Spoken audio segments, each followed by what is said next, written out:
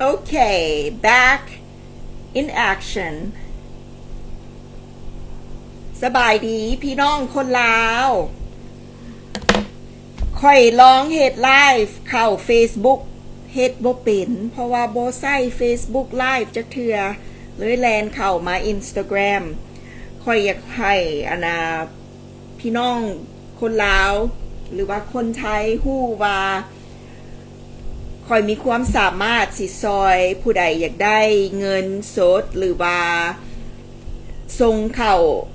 งเงินเข้าแบงก์account เจ้าหลังจากเจ้าขายคำหรือว่าขายเพชรน้ำค่อยเป็นบริษัทให้คนมาจำนำอยู่อเมริกาส่วนหลายมีแต่คนอยู่ไมอามี่บัดนี้ผู้ใดก็ขี่ยนต์มาต่างรัฐและก็ต่างประเทศมาจำนำเพราะว่าเดี๋ยวนี้คำราคาลงตอนคำราคาขึ้นหันคนแห่งเอามาจำหลายแล้วค่อยเป็นผู้เอาเงินสดให้ข้าเจ้าสำหรับราคาคำแต่ละมือเดี๋ยวนี้คำกำลังลงและคนหันเขี่ยวขายคันผู้ใดอยากขายหันบอกเด้อค่อยสิซื้อนำแล้วค่อยก็สิเป็นผู้ซอยเหลือคันอยากได้เงินสดหรือว่าให้ค่อยส่งเข้าธนาคารเจ้าโลดนะค่อยก็เฮ็ดได้มันใช้เวลาคันนั่นส่งวายเข้าห้อง wire transfer นะมือเดียว24ชั่วโมงหรือว่าถ้าหากค่อยแล้วก่อน1 โมงสำหรับเบิงของที่ว่าคนเอามาจำน้ำค่อยหันเป็นคำเป็นเพชรเป็นโมงโลแลกหรือว่าโมงออร์มาพิเก้โมงพาแทกฟิลิปโมงคาร์ทิเอโมงที่ว่าดังๆนาฬิกาคนใส่คนอเมริกาเขามักซื้อแล้วเขาเอามาจำค่อยกาเอาเงินสดให้ข้าเจ้าหรือว่าคันข้าเจ้าอยากขายเพราะว่าข้าเจ้าปะกันหรือว่าผัวเมียปะกันแล้วเมียบ่อยากเอาเพชรไว้ข้าเจ้าก็มาขายให้ค่อยหรือว่าผัวข้าเจ้าก็เอามาเอาโมงมาจำสำหรับจ่ายเงินลอเยอร์ปะห้างกันจังสละข่อยเฮ็ดเวียกน้ำอเมริกาแล้วบัดนี้ถ้าหากคนลาวผู้ใดอยากได้เงินสดมีของมีคำคันมันหักหรือว่ามันแตกข่อยก็ยังซื้อเพราะว่าข่อยก็เอาให้บริษัทไปต้มไปเฮ็ดให้มันเป็นก้อนมาขายต่อขายเข้าธนาคารหรือว่าขายให้พวกห้านจูลี่ไปเฮ็ดสายซอยสายแขนตุ้มหูจังเป็นแบรนด์นะค่อยก็เฮ็ดเพราะว่าฝ่ายอาชีพค่อยเฮ็ดแต่นำคำกับเพชรและค่อยเป็นผู้ขายให้ห้านทิฟฟานี่ห้านคาร์ติเอห้านโรเล็กห้านใดอยู่อเมริกาที่ว่าขายของแพงที่สุดหันค่อยได้เฮ็ดเวียกน้ำเขาและแต่ละ3 ปีค่อยก็เป็นผู้เปิดห้านใหม่ให้ข้าเจ้าแต่ละ3 ปีค่อยย้ายไปอยู่แต่ละเมืองผู้ใดจ่ายเงินดีค่อยกลับไปเปิดห้านให้ข้าเจ้าบัดนี้ค่อยเฒ่าแล้วหลังจาก50 ปีบ่อยากให้ตัวเองเฮ็ดเวียกให้ผู้อื่นเนาะบัดนี้ค่อยก็เปิดธนาคารค่อยเองมีคนต่างประเทศซอยเหลือเรื่องแลนเวียกบัดนี้มีความสามารถค่อยอยากซอยคนลาวคนเอเชียเพราะว่าคนต่างชาติหันมีแต่คนเยอรมันแล้วก็มีคนจีนแน่เอาของมาจำเพราะว่าเงินอยู่บ้านเขาเจ้า ธนาคารเขาล็อกไว้พวกรัฐบาลเขากับไว้แล้วบัดนี้เขาเจ้ามีแต่คำเขาเจ้าก็เอามาหาข่อยแล้วก็มาจำนำถ้าหากพี่น้องอยากได้เงินสดโทรหาเด้อข่อยสิซอยคันมีเครื่องฮอด100,000ขึ้นไปข่อยจังขี่ยนต์ไปหาคันบ่ซั่นมันบ่กุ้มค่าปียนต์หรือว่ากุ้มค่าชั่วโมงเฮาเฮ็ดเวียกส่วนหลายมีแต่ลูกค้าที่ว่าเขามาแต่ต่างประเทศขี่ยนต์มาลงไมอามี่แล้วก็เอาของมาไว้อยู่พี่เพราะว่าอยู่เมืองเยอรมันหรือว่ารัสเซียนะเขาเจ้าเมืองใดมีวอเขาเจ้าบ่อยากเอาคำไว้อยู่บ้านเขาเจ้ามาไว้พี่เอามาไว้น้ำข่อยแล้วข่อยก็ให้เขาเจ้าจำหรือว่าเขาเจ้ามาพรภาษาอังกฤษหันเป็นพร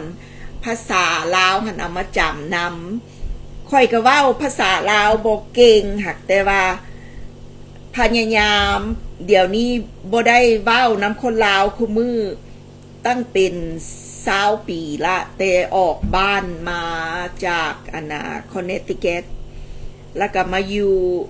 เทนเนสซี3 ปีเปิดห้างอยู่เทนเนสซี3 ปีสำหรับทิฟฟานี่แล้วก็ไปต่ออยู่แอตแลนตา3 ปีเปิดห้างทิฟฟานี่กับคาร์ติเย่บัดนั้นล่ะ40อายุ40 ปีค่อยอยากมาอยู่ไมอามี่หรือว่าอยู่แคลิฟอร์เนียอยากได้อ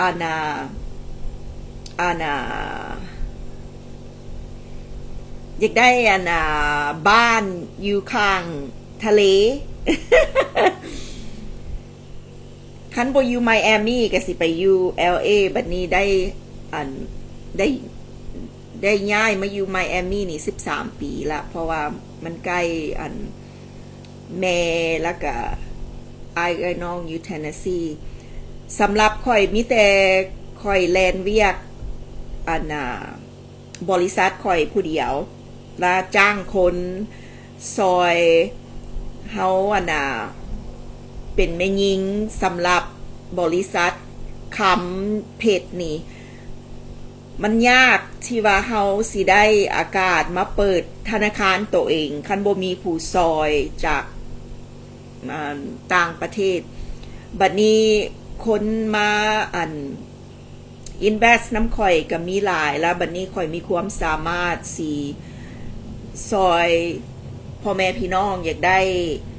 เงินเอาไปจ่ายค่าเฮือนค่ารถค่าดองค่านี่ค่าสินหันอยากได้เงินไว้หันมาหาข่อยแล้วข่อยสิเอา